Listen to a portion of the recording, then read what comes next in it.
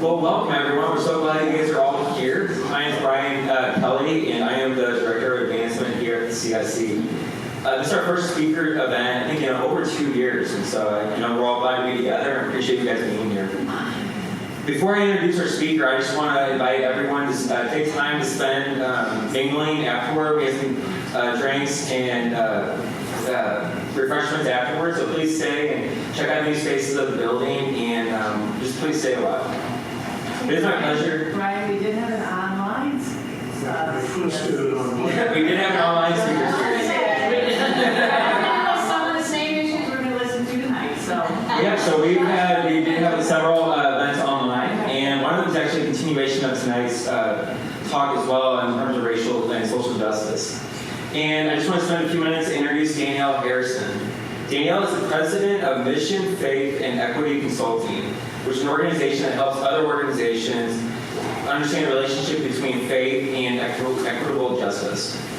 Danielle also works with Fraser Academy as the Charisma and Mission Integration Director, and she serves on the preaching team at King's House Retreat Center over in Millville, Illinois.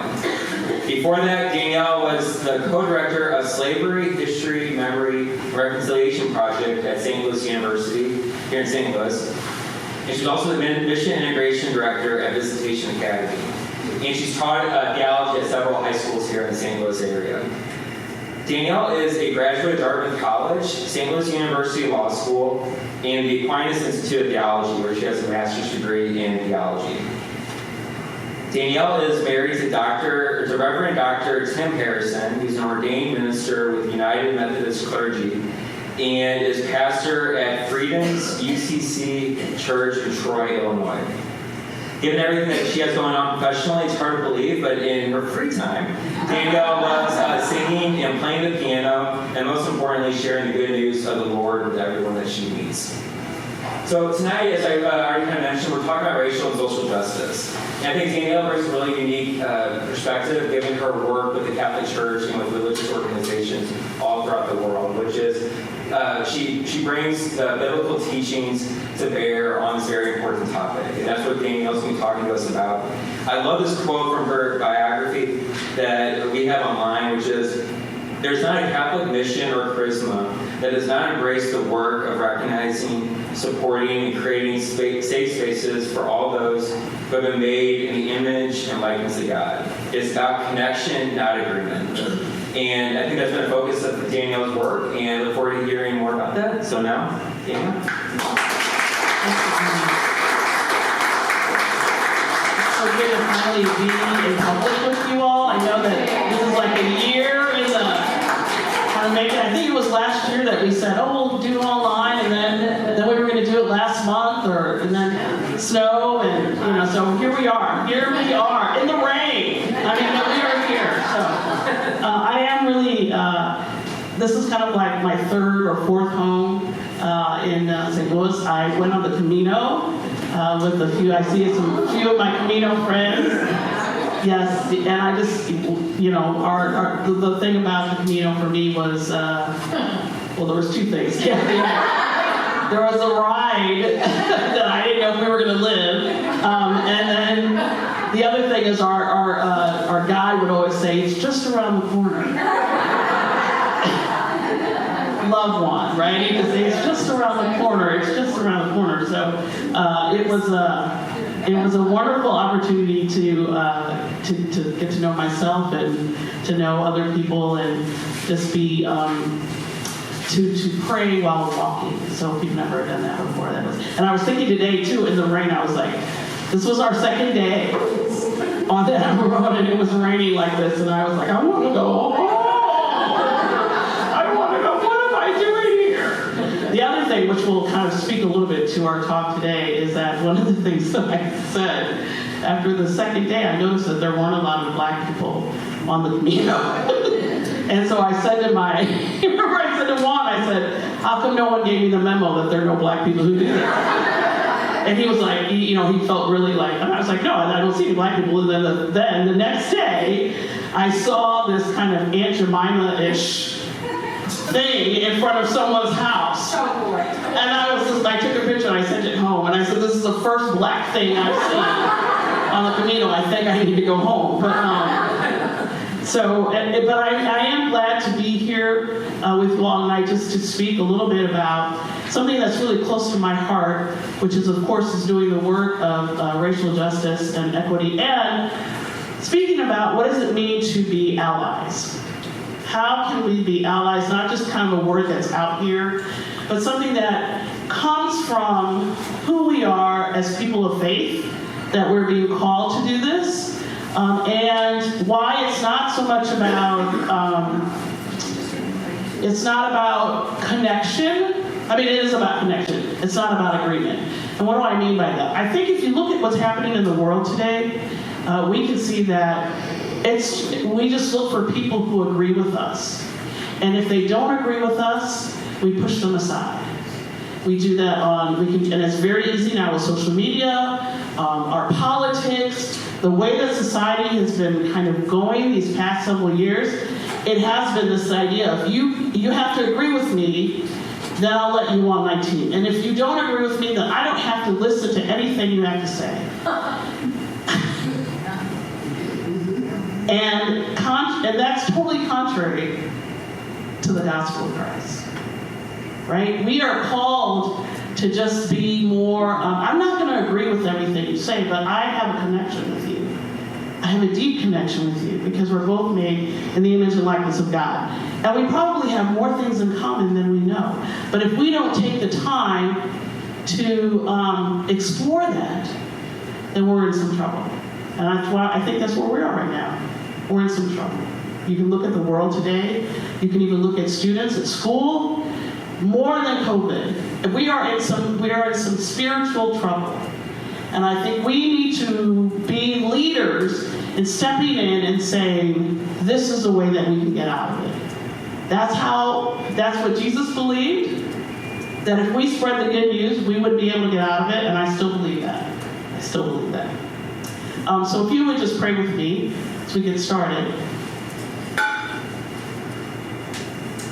I love you, Lord, and I lift my voice to worship you, oh my soul, rejoice. Take joy, my King, in what you hear. Let it be a sweet, sweet sound in your ear. Oh, I love you, Lord, and I lift my voice to worship you, oh my soul, rejoice. Take joy, my King, in what you hear. Let it be a sweet, sweet sound in your ear. Lord, let the Holy Spirit come today and be in our hearts and minds. Please let me decrease and you increase in me as I bring a word for your people, and how to minister to one another, and how to be with one another, and how to recognize the gift of one another. Amen. Amen. So, this is kind of what we want to do today. I'm not computer. All right. So, these are the 4 areas that I'd like to kind of cover today. Of course, there's questions and answers afterwards, but we'll kind of go through that. I'm waving at you.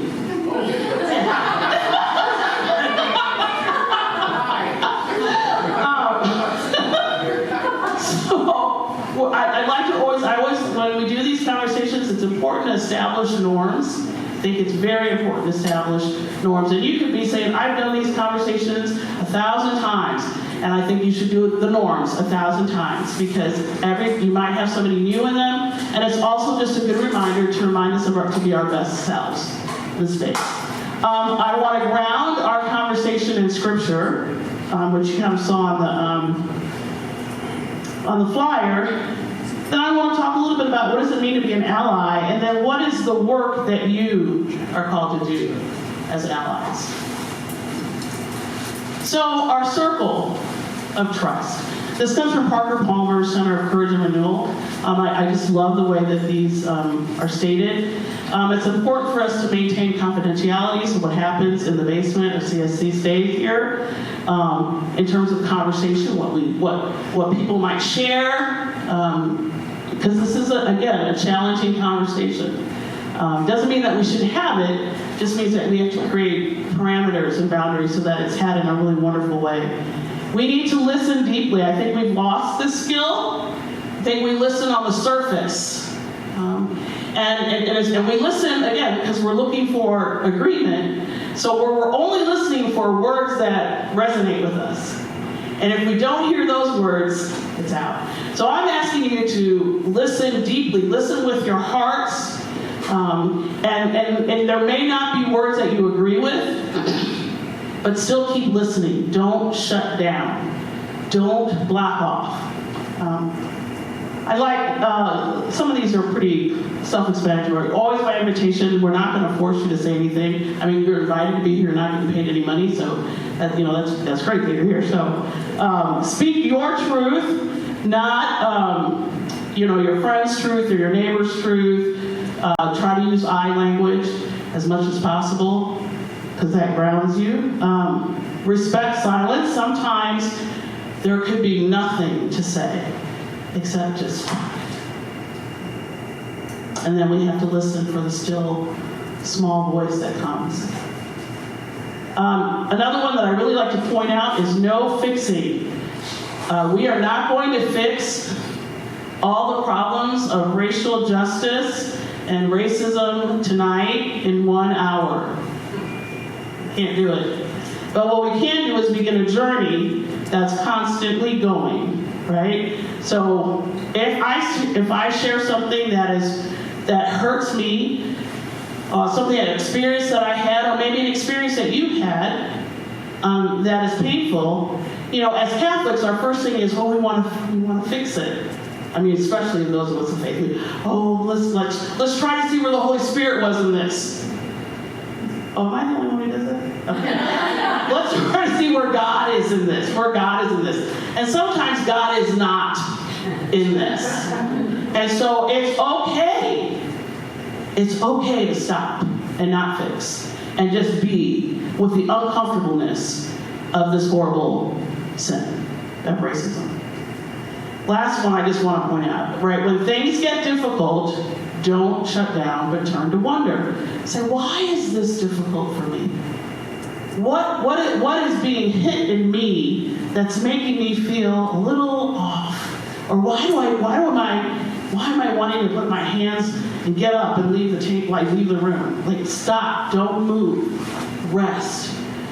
I want you to stay at the table, because the only way that we can have this conversation honestly is if we stay at the table together and keep looking for connection, right?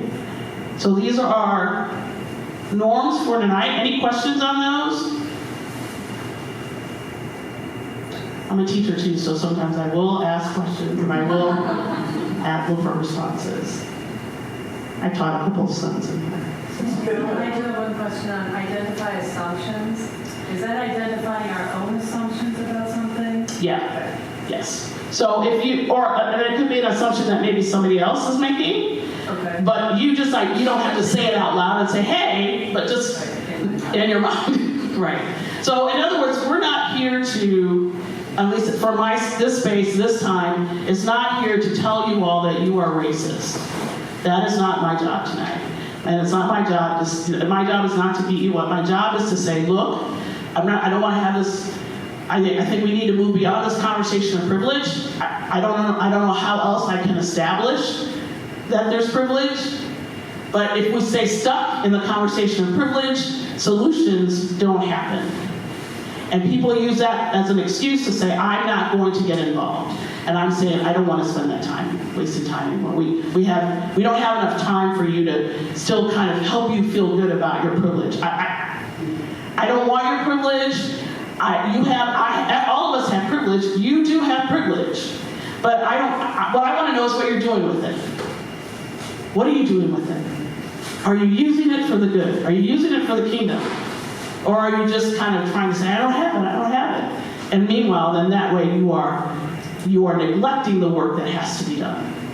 Does that make sense? Okay. Sorry, I didn't get so deep already. But let's ground it in Scripture. And so this is one of my favorite scriptures. I love it when Jesus says it in Luke. You know, he opens the scroll and he reads from this, but I want to take it from Isaiah itself. So it says, the Spirit of the Lord is up on, I did that on purpose, up on me, because the Lord has anointed me. So the Spirit of the Lord is up on me. It is up and it is on me. So it is a deliberate, intentional thing to recognize that the Spirit is on you. Right? And so even in Isaiah's time, it was like, because the Lord has anointed you. So this is you got anointed in your baptism. You were anointed as a priest, prophet, and king. You are called into this work. There's no second thing around that. So what are you anointed to do?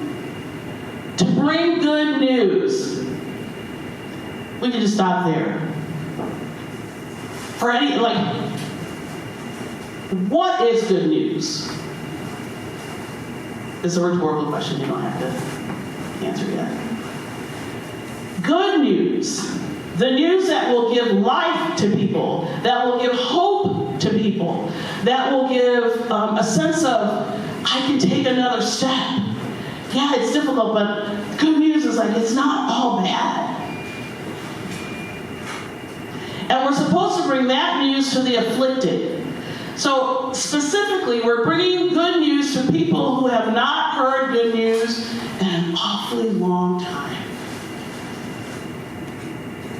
And I think when we talk about the work of racial justice, people of color in this country have not heard good news for an awfully long time. You said, oh, Danielle, we have Barack Obama. We have Kamala Harris. And I would say to you, just simply looking at what happened this past week at the Supreme Court Justice hearings.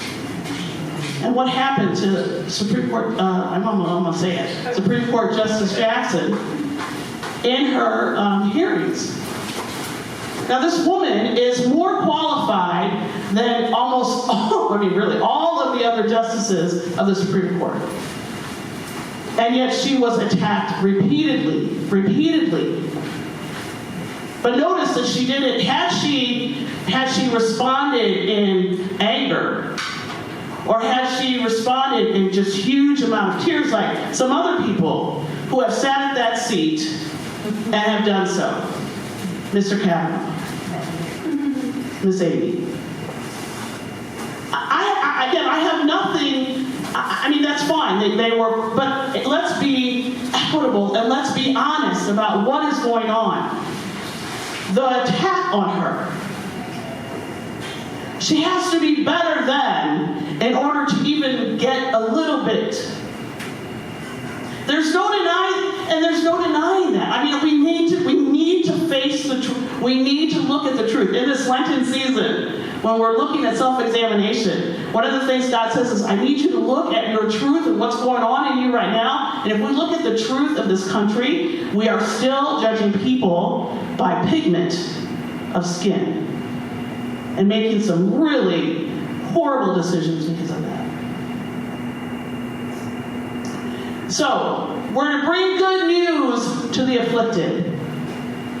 And we are to bind up the brokenhearted. What I like about this is it doesn't say that we erase the broken. We try to fix the brokenhearted. It says bind up. In other words, your brokenness and their brokenness is gift. Now that could be a whole other, I could preach on that all night. Your brokenness is gift.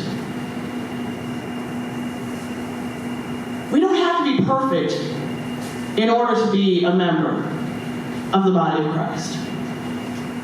And I don't want you to erase the scars that I have because of the color of my skin. I want you to recognize that and understand that I carry those scars, and I'm proud to do so, and I'm proud to enter into this community. So our jobs: to bring good news, to bind up, not erase, not fix, but to bind, to acknowledge where there's been hurt, and to figure out what we can do to help that hurt. To proclaim liberty to the captives and release the prisoners. Now this could speak on its own, like literally and spiritually, symbolically. Literally in the United States, we know this history. The proportion is so out of whack of the number of young black males in jail as opposed to, the population of black males in the country. There has been a systemic attack on black boys and black boy bodies. It started with slavery, then we changed it to lynching. Then we changed it to, we had the wealth gap so that black people couldn't, redlining, so they couldn't get to their houses, couldn't be the same, and so their houses weren't valued as much. And then we have prison. So that there is a clear projection. We just keep changing the name. So that we then see what happens is a young man's walking down the street, on the middle of the street, and is shot, right? We see, every day we see this, living while black. The thing about the whole idea now is that I'm grateful for videos because we knew that as black people, we knew this was happening all the time. That was my whole life. As a privileged black person, I will say, grew up in the middle class, grew up in Olivet, went to Visitation Academy. My father was a physician. So privileged, but I still had to suffer because of that. I was still being held captive because what people might have assumed about me because of the color of my skin. So if we're supposed to, as our jobs, are to proclaim liberty, freedom to be who you are, freedom to be who God has made you to be, not feel like you have to be something else in order to get in, and to release them from all of those. So that's why you have, if you just look at the situation of, at some point, black people were even talking about passing. I don't know if you've heard that before, where black people who were light-skinned enough would say, I'm not going to say that I'm black, but I'm going to say that I'm white, so that I might be able to get some privileges. And then they would be scared to have children, because if their children came out a little bit darker, their secret would be out, and everything would be destroyed. You say, Danielle, that's not happening today. And I say, yes, it is. And so our job is to proclaim liberty.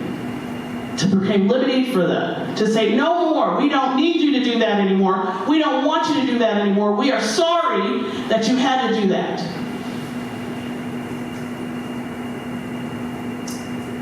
To announce a year of favor from the Lord. And I just want to say this. In the Luke's Gospel, it stops there. To announce a year of favor from the Lord. And then it says Jesus rolls up the scroll. But I like Isaiah because it goes on a little further. It gets a little bit more down and dirty. To announce a year of favor from the Lord and a day of vindication. Vindication by our God. You will be vindicated. I see you. I see what you've been struggling with, and I am going to honor that and lift you up. That's good. That's good news. Right? To comfort comfort all of those who mourn. So to place on those who mourn in Zion a diadem instead of ashes. So instead of coming to funerals and standing maybe outside, but how are you going to hold up people who are mourning because they haven't been accepted, they haven't been appreciated, haven't been loved? And you're going to say, I love you just how you are. I keep saying that, but because that's what's really missing in this conversation. So I have people tell me, this conversation around race is political.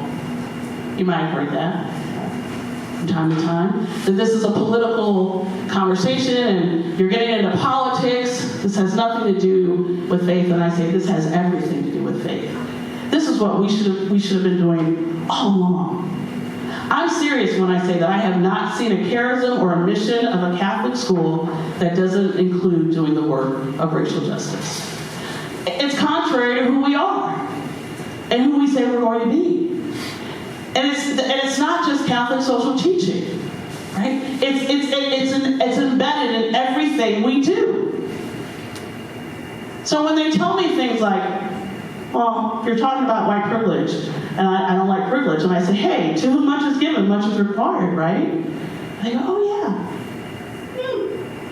Well, when they say, why are you still talking about, and a number of you have heard this example, but I always find it very powerful, so I like to use it a lot. When they say to me, why do you still talk about slavery? I mean, slavery's over. It's 2022. We don't need to talk about it anymore. And I say this, every Palm Sunday, every Good Friday, what's our role as a congregation? What do we say? Crucify him. Right? We say it every year.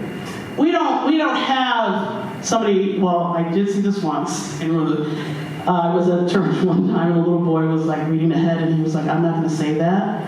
And his mom was like, yes, you are. And he was like, no, I'm not. And I could just see that this was going to be beautiful. So I was watching intently. And so when it got to that part where we all screamed out, crucify him, the little boy said, run, Jesus, run! Run as fast as you can! They're coming to get you! I love that story so much. And the thing that I love about it in terms of allyship, he stood like this. The little boy was like this. His mom was over here. So he was standing like this because he knew, he's like, I've made a decision. I'm going to take this risk. I'm probably going to get a smack. But I'm telling my friend Jesus, I'm standing up for him. This is allyship. Beautiful picture of allyship. Right? You're standing, you're going to get smacked. People are not always going to agree with you. But you're connecting with the body of Christ. And that's what you need to do. So anyway, we say crucify him every year. We say it every year. We don't say, well, I wasn't there 2,000 years ago. I wasn't there. I'm not going to say this. Why do we keep talking about it? Because we know that we have to go through that passion. We have to remember so we can get to Easter. And it's the same thing with our country wrestling with its history. We've got to go through the negative, the passion of this fact that we enslaved people. We have to talk about it. Because then, only then, can we then begin to be open to the healing that we receive. And part of being that openness is giving that diadem. Acknowledging the pain, acknowledging the suffering, acknowledging the racism, acknowledging what we've allowed racism to do to a segment of our population.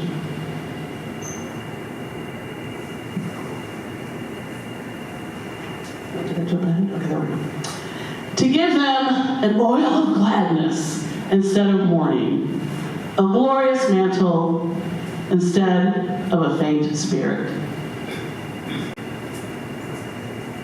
Encouragement and permission, not even permission, but encouragement and saying, yes, we need you. That's what allyship is about. So I want to move us from actors to allies, and I'm not going to probably talk a lot about accomplices, but there is a progression in how we move. I would say most of you are probably not on the actor because you're here. And I feel like I'm preaching to the choir, and I get that. But it's always good to kind of remind ourselves and to check ourselves where we are in the movement. So here's the actor. The actions of an actor do not disrupt the status quo. It's like a spectator at a game. I'm just watching. I'm not going to say anything. I don't have an opinion. I might have an opinion, but I'm not going to get involved. I'm not going to risk it. The actions of an actor do not explicitly name or challenge the pillars of white supremacy, which is necessary for meaningful progress towards racial justice. Another way that I would say that is the actions of an actor do not explicitly interrupt the pattern. We're in a pattern. This is a habit that we have as a country to be racist. It's really sad to say that, but that's the pattern. And so, as an actor, you just say, this is a pattern, this is what I do, I can't do anything about it. But then we have the ally, who's like the disruptor, right? He or she interrupts the pattern. And being an ally is not an invitation to be black or brown spaces, to gain brownie points, lead, take over, or explain. Allies constantly educate themselves and do not take breaks. I hear so many times, I have diversity fatigue. Something like that, right? Like, why are we still talking? I mean, can't we talk about something else? Like this is, and I just want to say, I don't get that opportunity to have diversity fatigue.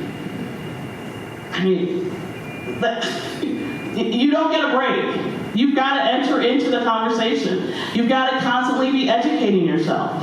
And that's middle sentence, right? Being an ally is not an invitation to be in black and brown spaces to gain brownie points. Now this is where I want to say, don't shut down. Keep the wonder going. So being an ally doesn't mean that you necessarily have to tell everybody this is the way we're going to do it. I'm an ally now, and I'm going to tell you this is the way to do it. Remember, if we're trying to uphold and promote and give encouragement to those voices that have not been heard for so long, being an ally means you're creating space to let those voices be heard. And sometimes your idea won't work. And don't take it personally. So this is where and I don't know if people have heard that white fragility, and I don't want to get all into that, but the idea is that you don't need to take it personally against you. Don't center yourself in this work. Right? That the work is about, again, the center should be those voices that have not been heard, that have been abused, that have been attacked. Now, if you're an accomplice, you are all in. And so, accomplices' actions are informed by, directed, and often coordinated with leaders who are black, brown, First Nation, indigenous peoples, or people of color. They are not motivated by personal guilt. They are not emotionally fragile. Right? So if let's say somebody does something and I say, man, that's not working. That didn't work. You ignored my voice in this. The accomplice would say, you're so right. Or, man, I didn't know that. Thank you. Move on. Apology. The actor or the ally even might say, well, this is what I meant. I'm so sorry, but this is what I meant to me. Well, can you hear me out? Do you see that they're like, so now I'm having to help you feel better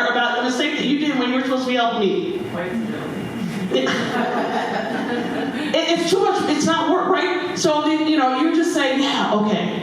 And even if you don't understand it, that is not the moment to say, let me explain to you what I really meant by that. I'm so sorry. Maybe we can have coffee later. No. And I'm using all these examples of things that people have said to me. So we'll go back to allyship, because I know I jumped in. It's a verb, it's an action. It's not, you're not just sitting back saying, hey, I'm an ally, but you're actually moving, you're doing some things, you are getting involved, you are challenging the institution. When you see opportunities to use your privilege in order to promote the anti-racist work, you use it. I'm going to give you examples of all of those. What an ally does is interrupts the pattern.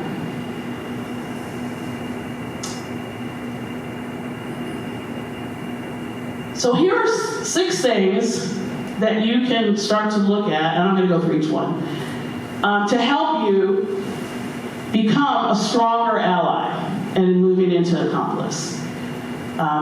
This is in the book, The Racial Healing Handbook. If you've not heard of it, it is a great work resource that you can find that kind of guides you through dealing with your, helping you move from like non-racist to anti-racist, and move from actor to accomplice. So Chema says these 6 things. First, she says you got to read. And again, I like to do this because, again, people are always saying to me, Danielle, this is, you're getting very political. You're talking about critical race theory. You're getting very, whatever. And I just want to say, I'm going to just show you how this is all scripture. Educate yourself on the effects, impacts, and other structures of racism. You cannot do the work if you don't know what you're trying to fight. And don't just assume because you've watched a television show or you've seen something on the news that you are educated on this topic. There's plenty of work to read because it says, study to show yourself approved. Right? We have a faith that says you use your intellect and you use the spirit. It's both faith and reason. Both of those work together. And so we need to bring that to this conversation. I will say that faith has not been brought to the conversation strong enough. I think that's part of the problem why the political scene has hijacked this conversation. But this conversation should always have been in the church. And we should be dictating how we live in this political landscape. But we have it the other way around. We're letting politics tell us how we should worship. And that's a problem. So reflect. I don't know how that elephant got up there, but reflect on what this education means for you. So again, so you're not just reading to be reading to say, hey, look what I read today. Have you read this book? Look at this. These are great books to read. Okay, but what are you picking up out of the books? What is the book speaking to you? How are you going to take what is you're learning and put it into practice? Right? Looking, how do I do that? And I say that because the scripture that I chose for that was Mary treasured up all these things, pondering them in her heart. That comes after Simeon, and Simeon says to her, you're going to have a sword in your heart, but think that it's not all going to be great. And so she doesn't freak. She takes it to ponder. She's like, I got to think about this. Doesn't stop her love of her son. It doesn't stop what she's called to do, but she's pondering. She's like, okay, this isn't going to be an easy road. I mean, she should have known that when the angel came to her and said, hey, you're the one.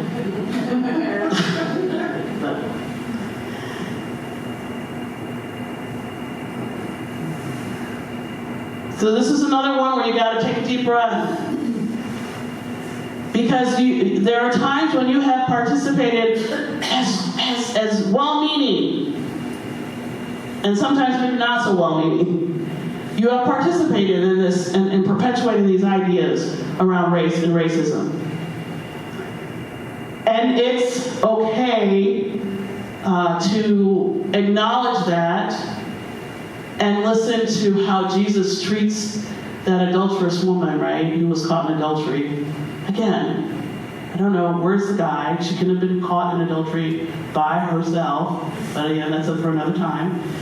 But he says to her, is anyone there to condemn you? And she says, no. And then she says, neither do I condemn you. So the first thing he says is, I give you forgiveness. So this isn't about condemning who you are. But then Jesus says, go and sin no more. So when you know better, you do better. It's a beautiful sign of reconciliation. And that's how you have to go at this. When you are looking and examining your own story about racism and your own walk in it, yeah, it's going to uncover some things that might be a little tough. But don't start feeling guilty. Just give it up and hear Jesus say to you, neither do I condemn you. Go and sin no more. I don't condemn you. I was at as I said, I was doing a King's House retreat last year, and it was an all-male retreat. And usually at King's House, I'm probably the only black person who's I'm a speaker. And this is my second year. So last year was my first year doing it. So a lot of the regulars didn't know that they had asked me to be a part of the team. This one gentleman came in. I could tell that he was very concerned, upset that I was a retreat leader. And we had masks on, but I could you can sense it, you can feel it. So I just kind of did what I do and just kind of talked through the weekend and tried to find some other faces that I thought would be supportive. And then at the end of the retreat, he came up to me and he couldn't say anything, but he was just crying. He was just crying. And he said, Danielle, I'm, and I just said that to him, I don't condemn you, but go and sin no more. Whatever idea you have about black people, get it out of yours. Don't walk with that anymore. You've had another encounter. So use that as your guidepost, and not some story you might have read, or even some experience you might have had. But now you have this other experience to balance it. Because I don't judge all white people on one experience.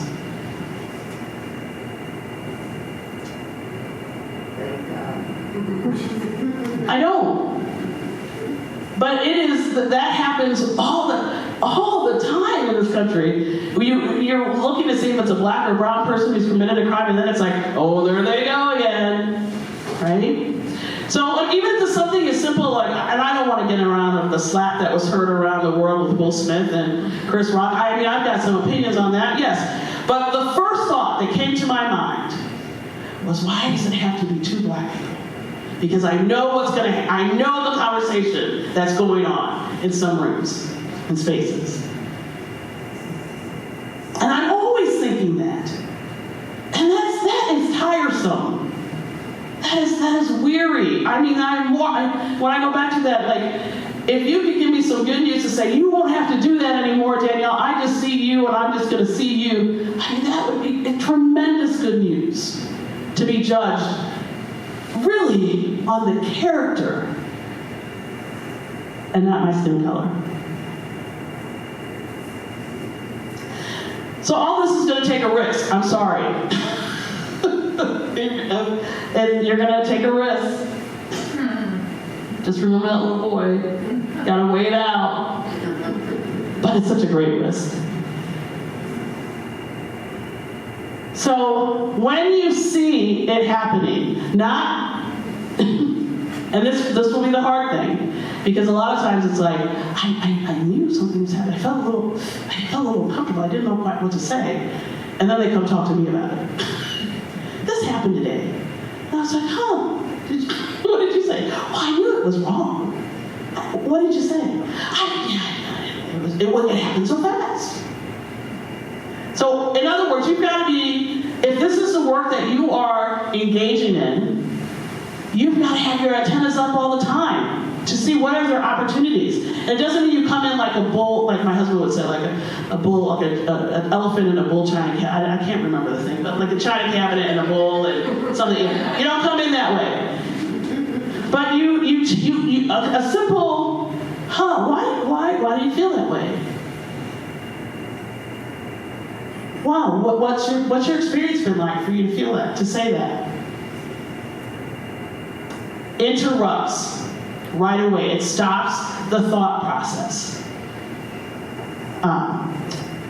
Support people of color. Okay, when you hear them share their experiences, again, there are experiences, and I think part of our guilt, sometimes guilt comes in and says, oh, I can't believe they had this, and so you want to say, I'm so sorry, maybe they didn't mean it that way. You're trying to make it better, but all I really want is for you to listen to my story and hear what I went through and acknowledge that. Think about when you were kids, right?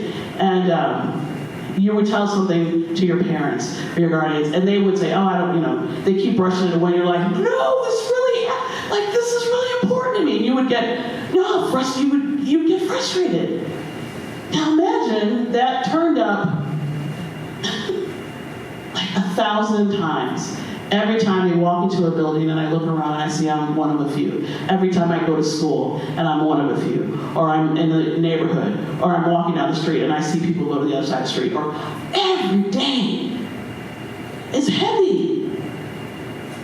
And then to have to justify, to explain why this is a problem. Instead of just hearing, God, I'm sorry. Or just even just sitting there and crying with me means something. So when you take this risk, you should know that you're going to get rejected. I mean, we say, what would Jesus do? Right? That was the big thing. What would Jesus do? He wasn't here to be liked by everybody. You will make mistakes. This is the first thing. You'll make a mistake. You'll get corrected, and then you'll say, well, I can't do this work anymore. I'm not good at this. I'll sit over here.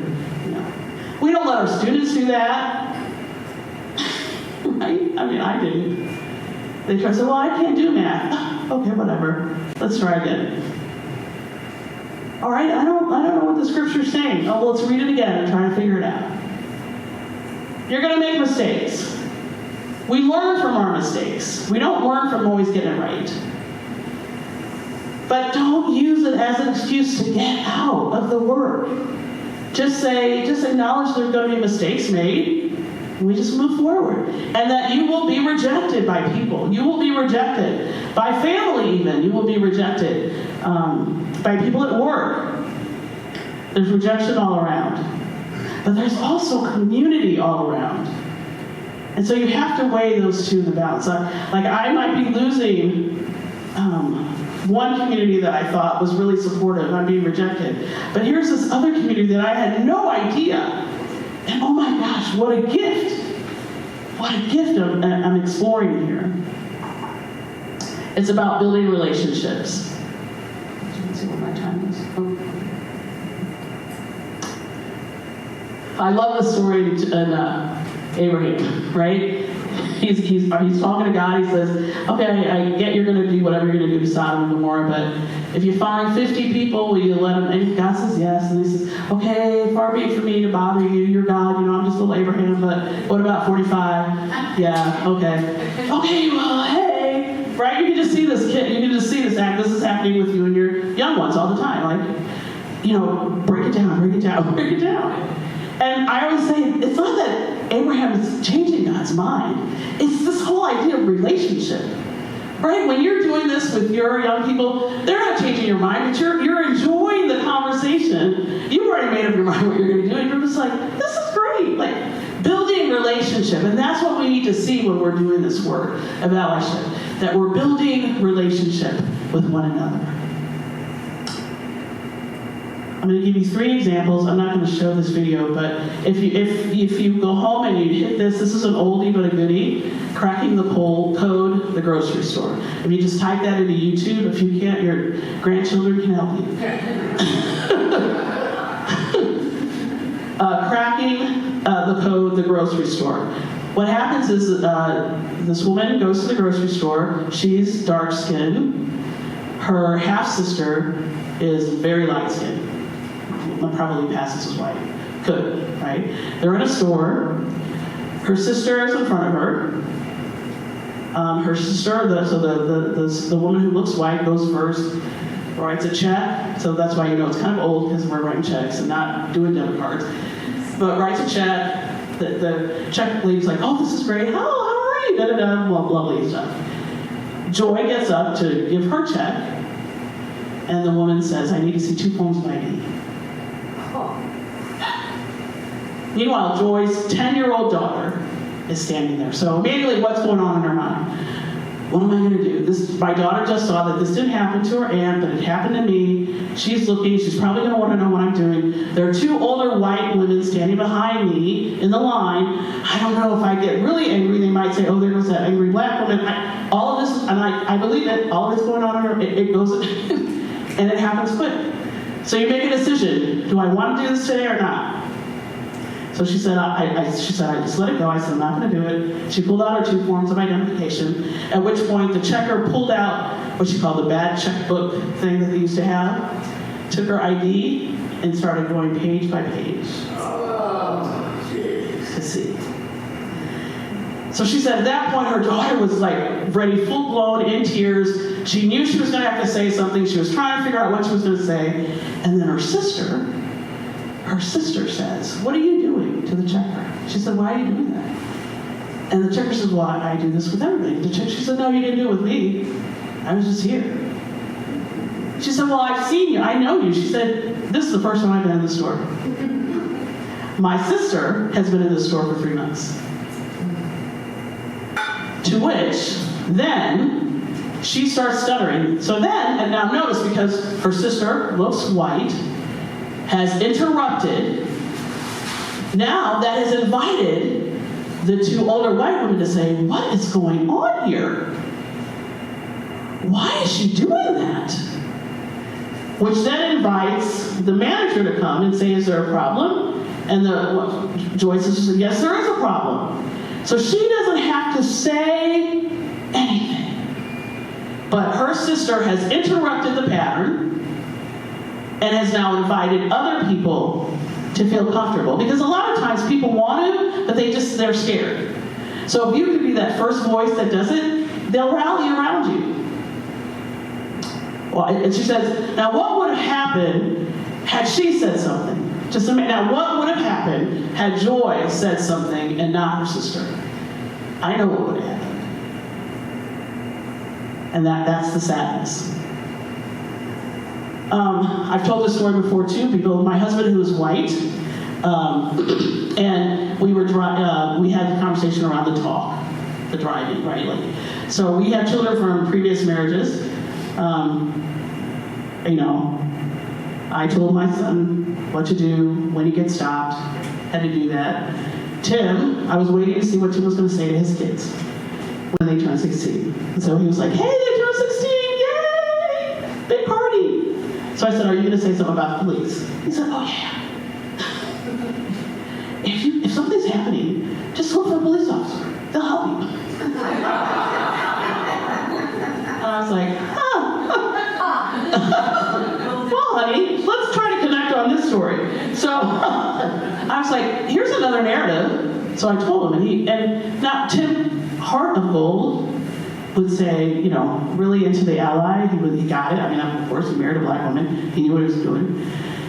But for him, it was like, oh my gosh, what? Oh. So a few years later, actually, we're driving down 64 in Illinois. We passed a car with 3 young black men who are trying to wave people down because they have a flat tire. So they're trying to wave people down on the highway. No one's stopping. Tim stops. We stop. We get out of the car. We try to help them change the tire. The spare tire has a flat. So I'm like, okay, let's call AAA. So I call AAA. We're waiting in the car. A police officer comes up.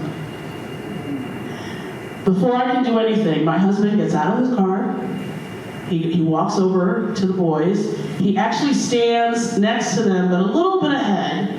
And before they had to say anything, he says, "Hello, officer. How are you doing? My name is, and here's what can we do?" And the officer was very kind. Like there was no, but before I wasn't worried about what the officer was going to think. I was looking at the boys.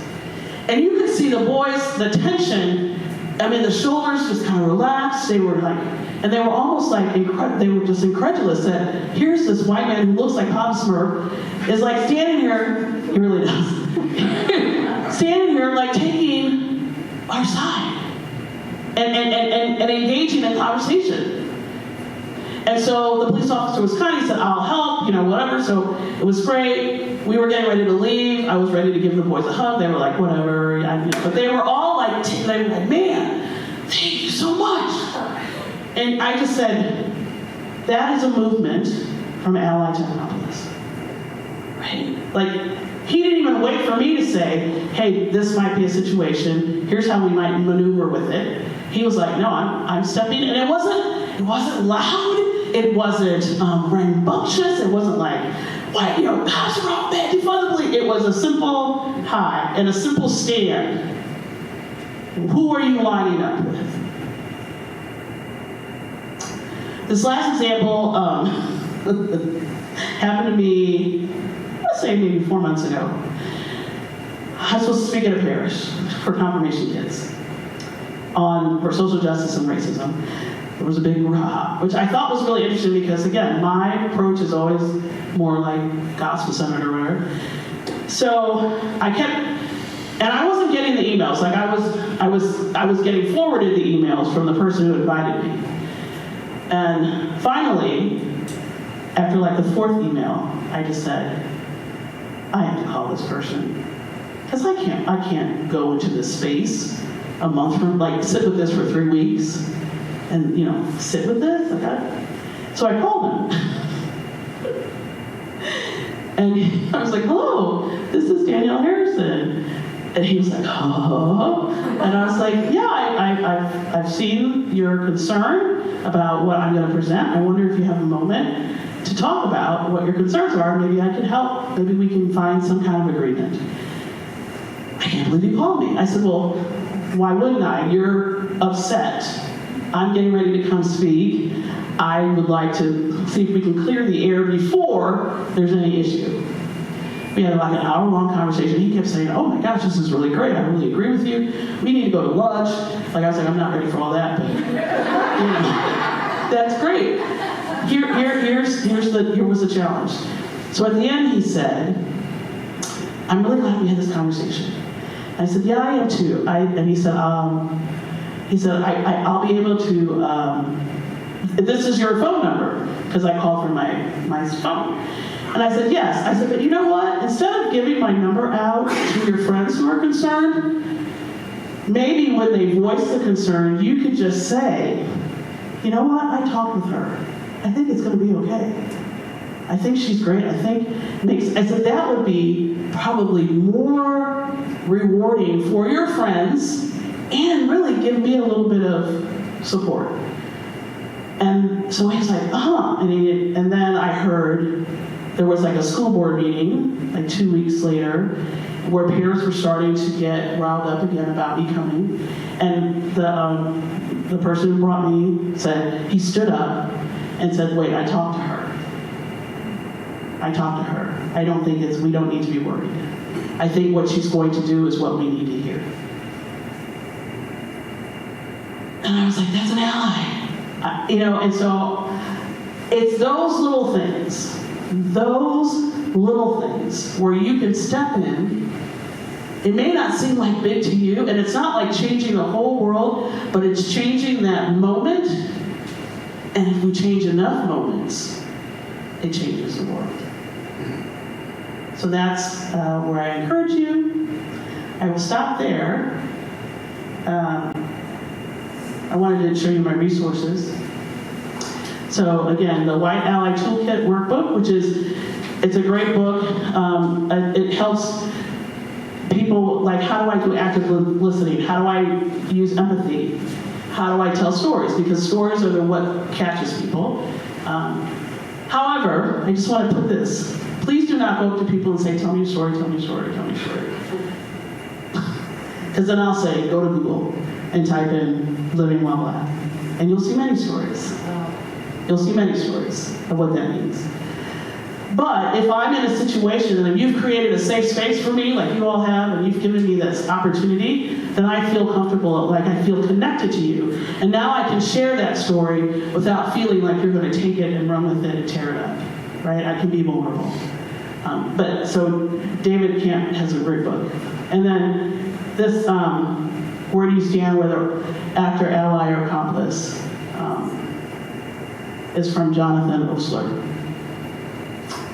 Thank you for your time. I don't know if people have questions or comments.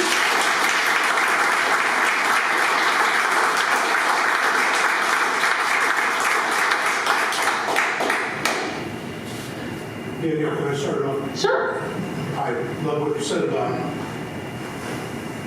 unfortunately, that this dialogue has been hijacked by the political side instead of other, but do you see any country, any religion, any conflict who is doing this well? Who is really addressing this issue and doing the good? Well, I would say the way that South Africa addressed the issue when they first ended apartheid, and then they set up those hearings for reconciliation, truth and reconciliation, where they allowed people to come in and speak their story and speak their pain to the majority white council, and they listened and heard. Now, are they perfect in that? No, but what I loved about that was that they let people acknowledge the sin. They allowed people to talk about how that affected them, and they honored that and they apologized. So I think they started off well. I don't know where they're at now, but if I look at Germany, I think they're still struggling a little bit. Although, I'm going to just say that I think there's still some pain in acknowledging, like that. How could my uncle have been a part of the Nazi organization? And so there's like 3 generations that need to kind of move forward in that.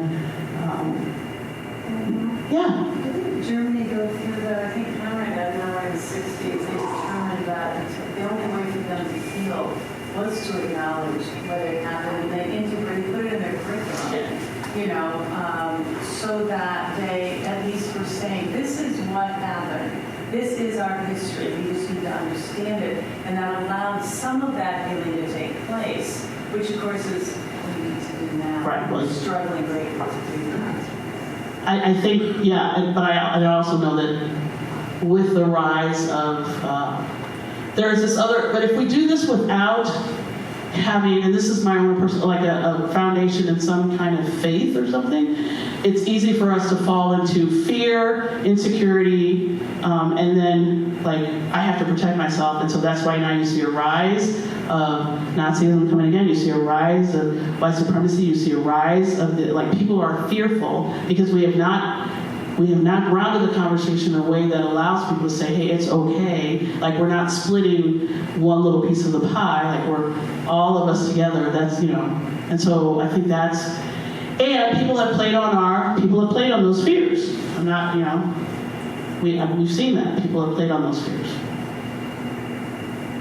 How can you look at January 6th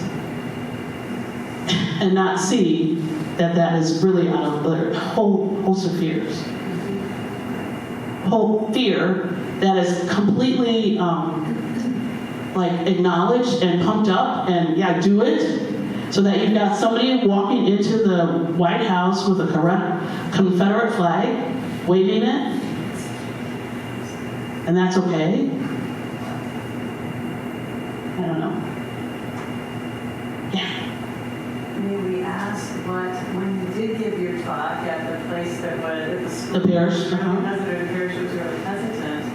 What was the response after that, and how did things go? So for the confirmation, it was interesting. They said that was the most, the biggest attendance of parents at that talk. Usually they just send the kids, but it was like parents out. They were all, and it was a parish that I would say probably has some issues, caught in the political thinking of it and not the spiritual. And so I was a little nervous too. But as I kind of talked through, a number of people came up to me afterwards and said, this was good, thank you very much. I wasn't expecting this to be like this. This invites me to be in. Another time that I gave a talk, I had a woman was angry because I was coming and that Tim was a Methodist. And so I wasn't a good Catholic. I was like, wow. But then it came out that she was married to a police officer. So that's when I was like, okay, that's the issue. So as I kept talking through the whole thing, afterwards she came up to us, and Tim was with me that night, and she cried, and she said, can you pray for me? And so that's why, I mean, it costs me, and it does, because I'm throwing myself out here, and I don't know what you're going to do with what I'm saying, but I believe in this so firmly, that it is through our faith and through our connection that we are going to make a difference. And so I don't know what's going to happen. I mean, you might take it or you might not. So, but yeah, so that was funny. But that's what I heard. Like, how do we know she's really in her faith? She's a Methodist. She's married to a Methodist. And I was like, well, I'm probably more in my faith than he is in his, but I'm almost everything else. Yeah. First of all, thank you very much for being here tonight and putting yourself out there for us. You're welcome. And what would you see as a next step for a community like ours? Have you done a book, like an active book reading club? We have some core communities which do reading, but we haven't done anything collectively. So you could do that collectively. You could make it into like an Advent series, or I would say Lenten series, but like someone's out. But yeah, I think you could do that. I think it's good to do it to put it in the context of liturgical seasons, because again, that grounds it in who we are, and what do we do during Lent, what do we do during Advent, and Advent we're preparing for this great big birthday. We're cleaning out space. We're getting ready for a party. Not everyone feels like they're welcome to the party. What can we do about that? Right? Yeah. When I first met you when you were our son's theology teacher, you survived that experience. But so in your bio, and Ryan mentioned it, so what's your latest career? The last time I saw you was with the Jesuits and Jonathan, but so now you've branched out. So I am, because as I started doing this kind of like on the side, this tying of faith, I see that there's a strong need in Catholic schools, especially secondary education. What's happening is that a lot of parents are scared and saying some things and doing some things and operating not kindly. And so schools want to do the right thing, but they don't know how. They don't know how. They don't have the language. So I was like, well, here's the language. Like, this is how you do it. And so then people were like, oh, can you come in and help us? So I did. I thought it would only last for like a few months. And now I have an LLC.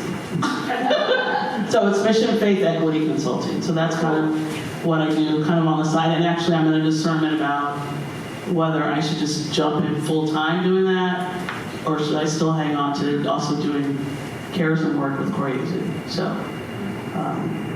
yeah, that's what I do. So I've been working with schools across the country, actually. So helping them ground. So what I do is I help them look at their mission in charism. I look at, and then I ground the work in their mission in charism, sometimes even using direct language, most times, and then using scripture. Unfortunately, I mean, I like to use Francis, but the people who are upset about this are the people who are upset about Francis, is what I've found. So you've got to use Benedict, which there's stuff. You just have to look for it. Catechism, there's stuff. You just have to find it and pull it out.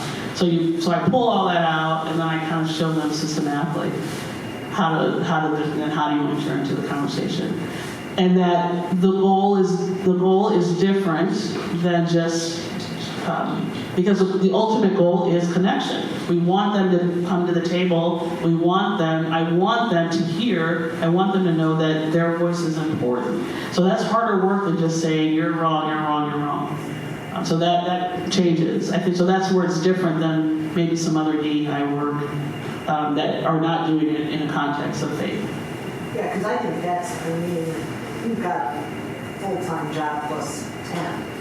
I mean, just because it's a huge void, and having been in higher ed for so many years, and most of the time it wasn't religious-based, you couldn't ground it in faith per se, but there were lots of books. You can ground it in mission, lots of conversations. Vision, of higher ed, but I just know for the secondary, there is a huge need in the secondary ed Catholic schools, huge, because parents are saying, I pay this money to send my child here, and then they've allowed, this whole thing with critical race theory and all this other, and so what can, so you're dealing with margin, but you've also got your mission to, and so when do you say, this is who we are? And if you don't know this is who we've always been, right? We didn't just do this in 2020 with George Floyd. We've always been this way. Here's how we can show it. And if this is really bothering you, maybe this isn't the place for you. Now that's hard. That's a hard statement to go. But I say, if you do that, if you let one go, 5 might come. Because they're having you stand. Like, for instance, one parent came and told a president of school, I don't want this black woman teaching theology. Not me, but I don't want this black woman teaching my side of theology. It's not me, I promise. And the president said, where would you like me to send your child's transcripts? Wow, that's pretty And the parent was like, what, we're not going to talk about this? And the president said, no, we're not going to talk about this, because we don't switch people out of class because you don't want, this is who they're assigned, and we've only been here a week, and there hasn't been anything to happen, and obviously you don't want to be here. Well, no, that's not what I didn't mean at all. Let's have a conversation about it, right? If you can call them on it. So like with this critical race theory, again, a lot of people don't understand what that even is, what that means, but again, and how it's like a legal term that came, but if you look at what it was doing, it basically was saying this was when we were looking at all the things that have affected people in this country, for a lot of time we didn't look at race and how race affected legal, how race affected institutional things that happened in this country. We're putting it in context. Isn't that what we want our children to do? When I look at every profile of a graduate, we want them to be able to think critically. We want them to work to better the world, to transform the world, and we want to give them the tools in which they can reflect and enter in. I don't know, So I took one of those articles from a person who was really concerned about critical race theory and voiced all her concerns, and I just went and did a whole PowerPoint about, well, this is what this means, this is what this means, and so I gave it, and this is how you use it. So that I think is important, because these presidents, these principals, the administrators, they want to do, but they want to do good work, but they're so scared about that margin. So you just want to give them a way to be able to enter into the conversation that isn't betraying who they are. One other comment you asked up there about, what do we do next? And I was in a core community here that we've since dissolved, but there are 4 or 5 of us, I think, that wanted to pursue it. And we did racial awareness. We went through training. It was a white group. Witnessing whiteness? Yes. That's good. It was very good, and it was, painful and good. But then we said, okay, that's not enough. So then we read Isabel Wilkerson's book, Caste. And that one will rip your heart out.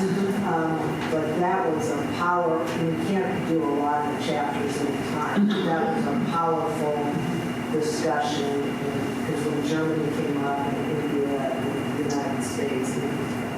She put that book together. Yeah, I think what happened, which was great, which was wonderful to see how the world responded to the situation with George Floyd and how we really, that it didn't just become a black problem or person of color problem, but folks started to really participate fully. But then everybody just started reading the most difficult book.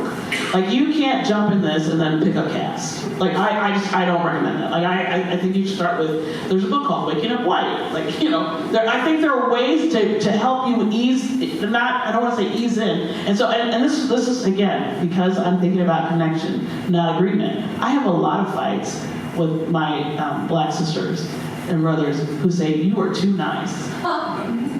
You are too nice. And they say it to me all the time. I can't, what are you doing? And I'm but that's the gospel. That's the gospel. It's the gospel for me, right? So I want you to get it. So no, I'm not going to start you with white fragility. One of the sisters was like, I'm like, that's not really where you need to start because you're not going to get it. So let's start with a little, easy. Let's go, waking up white, or so you want to talk about race. There's some, depending upon your level, right? But as you're constantly reading, you're getting more equipped. You wouldn't start school in algebra in first grade, right? I wouldn't do that. Would you do that? I think you would. So you just have to prepare your mind to expand, to understand these other concepts. You don't just jump in with the biggest. Cass is a wonderful book. I would wait a little bit if you've not read some other first. And if you are tackling Cass, I would read it very, like you said, chapter, sit, think. This isn't a race. You just you've got to process. I think you should read it in a group because you're going to come up with some feelings, and it's great to have a group talking about it, and oh my gosh, what does this mean? How does it feel? Yeah. I think you point out. One of the things you talked about earlier was how politics is kind of clearly that should be done in churches. Do you feel, I'm just curious what your thoughts are about, not necessarily this community, because this place is weird. We're really weird. And I'm probably saying in a good weird. But how does the Catholic Church, do they support you in this, or do they just, because this is just my own, and then lots of times we as a Catholic, we talk a big game, but when it comes to action, we're not too interesting, why shouldn't you be is our position in the diocese? But do you feel supported by the church? So that's a loaded question, but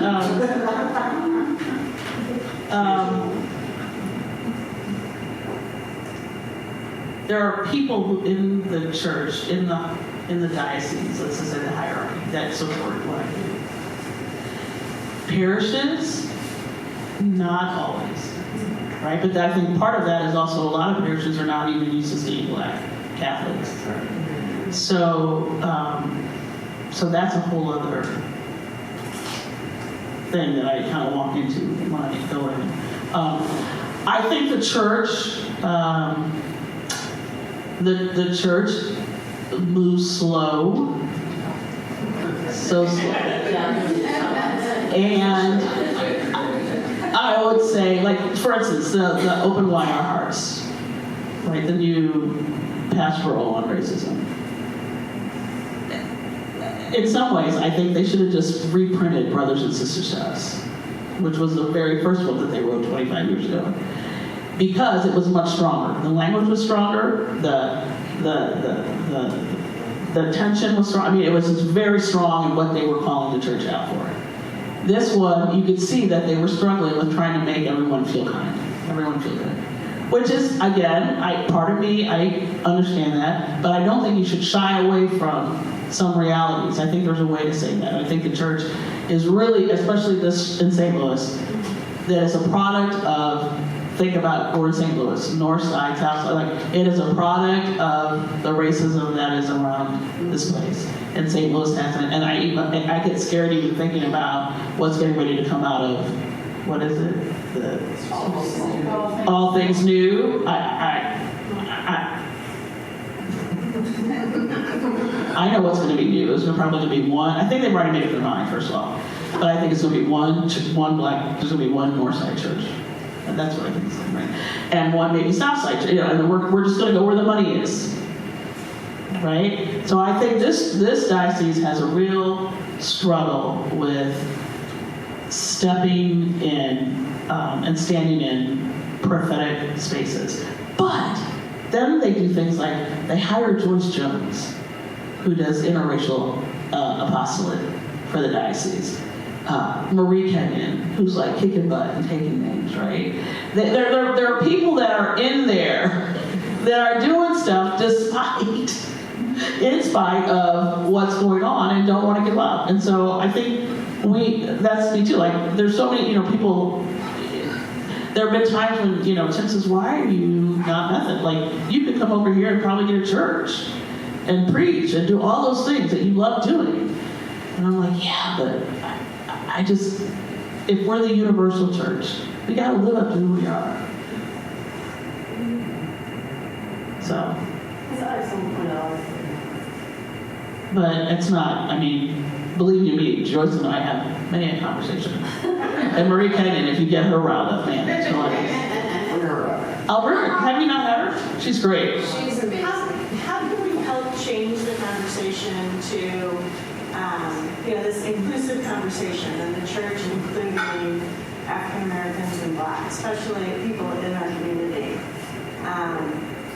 I think the exclusive white parishes need the groundedness in the gospel and the connection to people in a different way that Felicity brings, just as much as an outreach of helping the Black community. Right. She's saying, how can we help bring this conversation to majority white parishes who don't think, oh, I want to help Black parish, so I'm going to come down and partner with, which really means our Vincent de Pauls are going to get together, or let's change our choirs. Oh, this is such great music. That. And so Joyce and I are working on that. So I think that's unfortunately, again, this is where it's like there is a group, a small group, but I think it's growing, that understand that we have to go out in those parishes and kind of be that first voice that opens it up so that they're not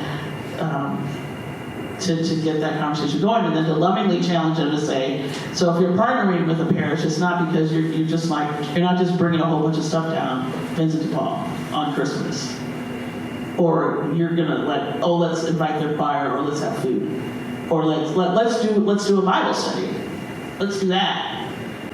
Or let's do a book, let's do another book, or let's have this conversation. If you want to have a conversation, I know a couple of parishes are actually having conversations around race, and they've invited, I think St. Matthew's, and another, I want to say St. Augustine's, to have this conversation with them so that they're sitting together, listening, conversing.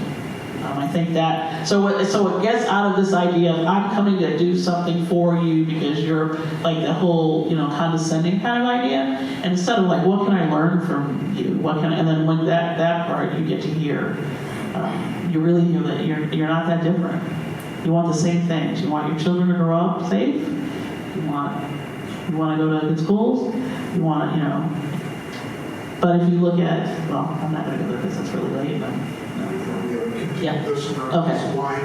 Can I say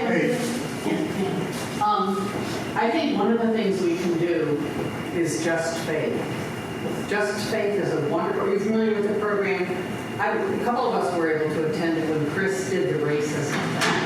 And it's beautifully built. They have wonderful references and wonderful readings and wonderful questions. And it's a real commitment. It's an 8-week commitment, and you have a lot of reading and work to do. But it's really good. I really recommend Just Faith. They have several programs, and they started out as Catholic. three. But in racism, there's 3 different And programs. one of those A, B. portions, I think, is difficult conversations. Yeah, that's another one. There's 3 Yeah, races. but We I- just did. We just Several did. friends, yeah, and Yeah. they're just like, it's amazing. It's just Yeah, we just sit finished down and- that. yeah. So some of us. Yeah. Who was the organizer of that? I'm on the National Board of District Administrators, and so, and I have done a talk here on racial justice and history, and so there's 3 modules, and I am happy to work with anyone here who would be interested in, there's three programs, Faith and Racial Equity, which does start out with white fragility, but it's paired with I'm Still Here, and it's done well. And you're talking about it, and it's set up in a way, but it's Faith and Racial Equity, Faith and Racial Healing, and Faith and Racial Justice. And they are fabulous courses, and they can be done with, you really want about 10 to 12 people. So they can be broken up in different modules. It's very well put together in terms of how it needs to be facilitated.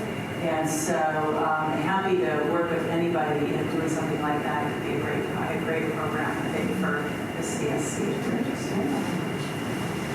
Well, I'll go ahead, Brandon. Can I just ask one other question? Do you ever speak to Black groups of people? It'll be different.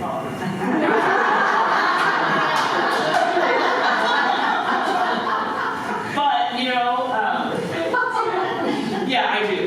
But, and usually in that conversation is, or if it's a more diverse group, I will tell the black and brown people that they do not have to, that they can just rest. And that I'm taking responsibility, that they don't have to share anything they don't want to share, they don't have to do anything they don't want to do. The fact that they're just there is presence enough, and that we will honor that. So if it's a diverse group, I'll do that. And if it's an all black group, it's a colorful or kind of affinity conversation about how are you doing. Like if that's more about wellness, how are you doing, how are you feeling, and helping them like not feel guilty about telling people. Because so for instance, when the whole thing with George Floyd happened and everything, a lot of my black friends got a bunch of calls from white people, and it was clear to them that they were the only black friend that a bunch of black their friends had. And so then they were like, well, we don't want you to feel guilty about saying, stop calling me. And I'm like, no. So it's kind of like coaching them to say, to own who they are, and just kind of say, no, you can say, go get another black friend. I'm not the only one about that. Because I had like 15 people going, how are you? And I'm like, oh my God. Find somebody else. But I will say this.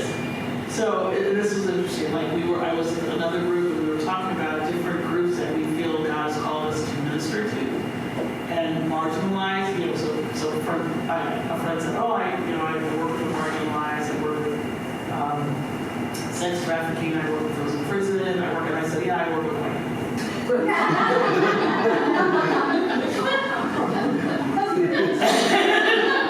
And I was like, why do you have me doing this stuff? But if I look at all of my life and the way that it kind of got me here, this is what I was hearing. So. Everyone, can we please give a big round of applause for Danielle?